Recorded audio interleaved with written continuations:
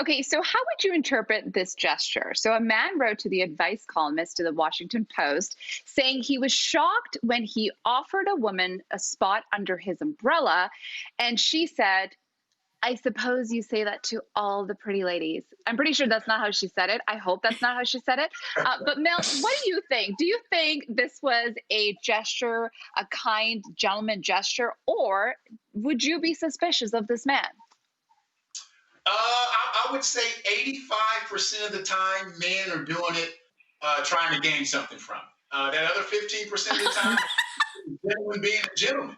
I mean, I'm just being honest. Men, that's how we operate. Of course, I don't operate like that anymore. I've been married for close to 19 years, but I mean, that's what we're trying to get out of it. We're trying to see what comes about. It's just the way we're built. It's human nature. It's man nature. Unfortunately, it's that way. But that other 15% of the time is just a gentleman being a gentleman. How do you cipher which one is which? I don't know. But as a woman, like I say, 85% of the time, you got to think this man is trying to get something out of me. What it is, I don't know, but he's trying to get something. Mel, I love your honesty. I have to say, I think this guy, he jumped to the conclusion that she interpreted it as a gesture that was kind of creepy, because I read her response as sort of like a line from a 1930s like screwball comedy, like, I suppose you say that to all the pretty ladies. You know what I mean? Like she was flirting with him, and then he reacted kind of like sanctimoniously and made the situation awkward. Nate, what do you think? That's a good perspective. I wouldn't have thought that, but hearing it that way, I'm like, there's some credence to that for sure. I think as a guy or as a man, if that was the situation that I saw, I think I would take it the same way. I would be like, oh, why would I tell the person this is that what you think this is? That's not what I'm trying to do here. But I mean, and then there's always the chance that is what you were trying to do there, and then I think that would throw you off even more. That's probably why the man reacted that way is because he was like, oh, she got me. Yeah, I'm caught red-handed. So Yeah. I think for myself personally, I would find it hard to not be somewhat like offended or put off by somebody taking it the wrong way. But in the back of my mind, I would be like, well, there's a very good reason why she's assuming that I'm trying to do something, or why, it's making her uncomfortable. There's usually reasons for that behind the scenes. There's usually something in their history that's making them feel that way, which is tough to like remove the ego of the self from reacting the first way. But I think if I walked away for a second, it would be like okay, you know what? Let's find a better way. Maybe we'll wait till we're at a bar on a Friday night if I want to try that move again or something like that. Well, listen, looking at the weather today, I'm not even kidding you. I would take an umbrella from anyone, a man, a woman, young or old, or anyone. This hair doesn't take that long, but it still takes a lot of effort.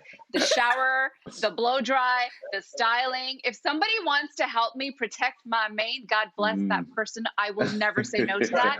But you know what? Hearing you all, I have to say, there's something about this that makes me sad a little bit. And I think Eldina on Facebook also feels the way I do. She said, isn't it sad that we have to be suspicious of someone trying to show another person kindness?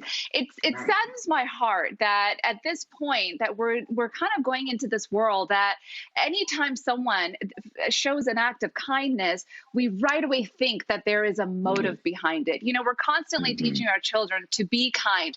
Well, what does kindness look like? In my opinion, this is what kindness looks like. And we so want to tie it up with some other motives, where I think if we want a kind world, we have to continue practicing kind actions like this. And like I said, I will stand under anyone's umbrella and cue Rihanna's song. Anyone can also stand under my umbrella, Ella A. Hey, listen, Nate and Milt, let's say we didn't know each other and we weren't the friends that we are now, obviously, and you were walking in the rain and I approached you guys with an umbrella and said, hey, can I help you? I'd have to hold it up like really high, but would you accept it from me? Or would you feel funny if like this strange woman approached you?